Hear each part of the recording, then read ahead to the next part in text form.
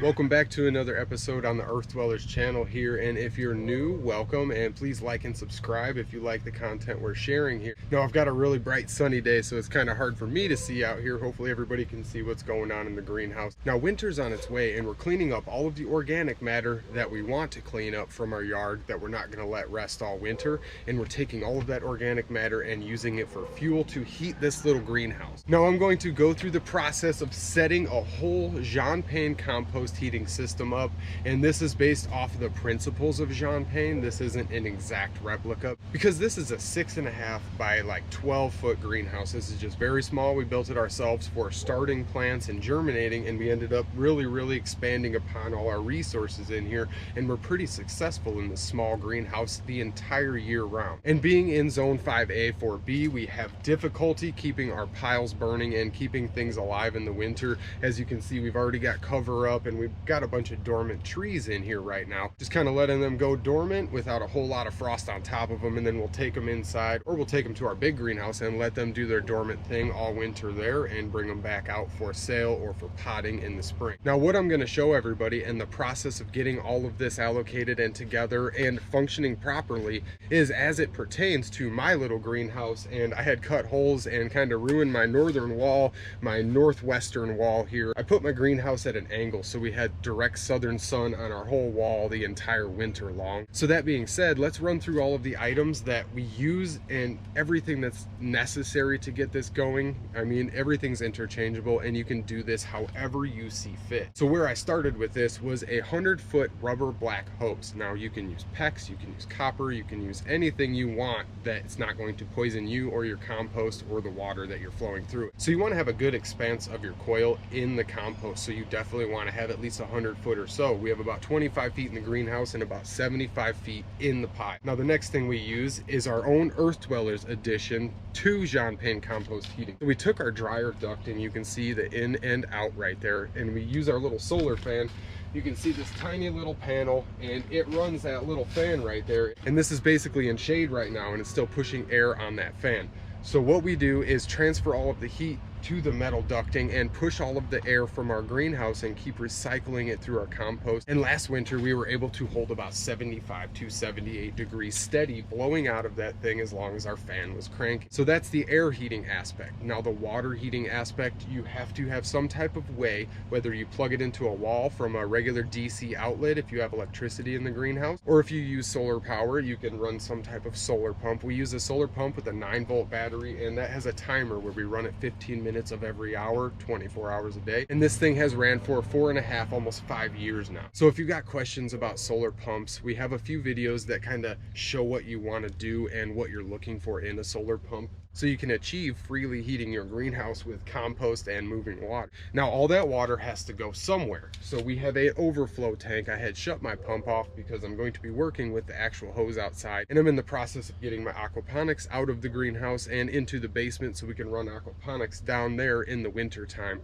So I've got my 40 gallon overflow tank down here. I can't remember exactly what it was, but that is minimalistic. Our pump is minimalistic, our tank is minimalistic, except our pile. Our pile is pretty decent size. We like to have about 3 cubic meters by the time winter really sets in. We've got a little bit of time here. The grass is still green, and we're definitely accumulating a lot of material. I had accumulated a ton of organic matter, and we're gonna go throw all this together. Now, this has been a great learning experience and curve for me. So this is a great small, simple, minimalistic system that can help give everybody the simple understanding of what I'm doing and how I'm doing it. Because if I was to jump right into our large compost heating system, even if I'm explaining it all, it's very big. There's a lot of moving parts. And if you've seen our large greenhouse videos, we got a large Jean Pain system that we're creating down there, probably 10 times the size of what we're doing in this little greenhouse here. So I wanted to use this little greenhouse as an experiment to show everyone and as a demonstration to help with understanding. So let's run outside and actually take a look at what I'm talking about here. So we're out on the southern side of the greenhouse here. We've got gobs of material,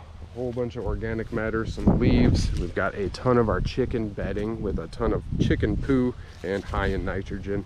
We've got a lot of comfrey also, because I wanted to be able to ignite this, our comfrey and all of our chicken bedding is basically going to act as an activator for all of this material. Even if it would have started on its own, this is going to jump start it and get some heat to the center. That will heat up fairly quickly within 24 to 48 hours if this is done correctly. And if it's not heating up on you, this is our last resort right here. Okay, so we've got chicken poo, we've got a half bucket of water and a little bit of urine. So I'll let this bucket sit outside and I'll let my kids pee in it, and we'll just basically save all that and throw all of it on top of our pile, and it will help ignite all this material if this does not work. So while I'm down here, let's take a look at all of this composted wood chips. Now this is like, it looks like puree coffee grounds. That is super good and rich stuff. I've never seen it look that good. And that just basically sat, and this whole pile, it was kind of bigger. The chickens tore it up and I readjusted my little dryer vent here, and you can see where both of these sit. This is my hose where it comes out, this is my dryer vent. So we had piled this compost up again in the springtime after all of this had cooked above all this, and it had slowly sagged down and broke down even more to all of this material. Some centipedes, some pill bugs in there, all types of good stuff. This stuff just looks amazing, and at least this little guy's outside our greenhouse and not tearing up all of our beds again. These girls are having a good time. So let's throw all this together. So I'm basically going to have to pull all of these rings out of this, and I'm going to have to do it gently so I don't poke holes in my hose or rip all of my ducting when I get all this out. Then I can get this pile back together and layer all of my hose through it and show everybody how I'm doing.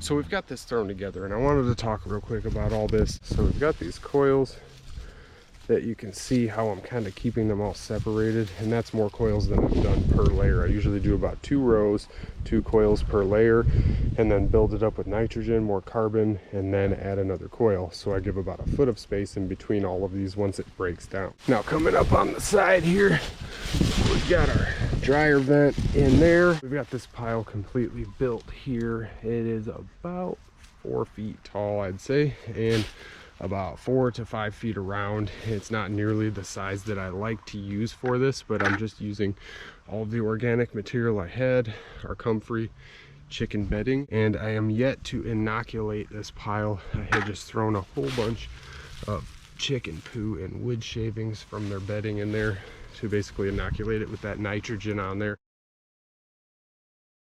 So we've got this compost watered in, and we didn't have to water a whole lot because we were working with damp material. It rained yesterday, so we didn't have to water all of this a whole great deal. And I didn't even use my chicken poo slurry to inoculate this. So I think we'll have good success, and I'm going to add to this pile later on, and I'm going to bring an update video with the heating of this pile and the process of this pile actually kick-starting off and us using the heat inside the greenhouse. So now that we've built that pile, let's talk about the carbon to nitrogen ratio. So in this pile, we used about 50-50, maybe 40 to 60 of nitrogen to carbon, and that's a pretty high ratio to get a hot burn because we're not using dense material. We're using very light and soft and easily quickly broken down material from yard waste and leaves. But when we use our wood chips, we can get a 2-year burn on the pile. You can take a pile of wood chips and you can inoculate them with some urine or high nitrogen material like cow or horse manure, and you can have a pile that burns for many months on end. So I hope I helped everybody get a basic understanding for what I was doing. I tried to show the whole process. It's kind of a lot of work, but it is worth it because all of that is free energy and free heat that is lost, and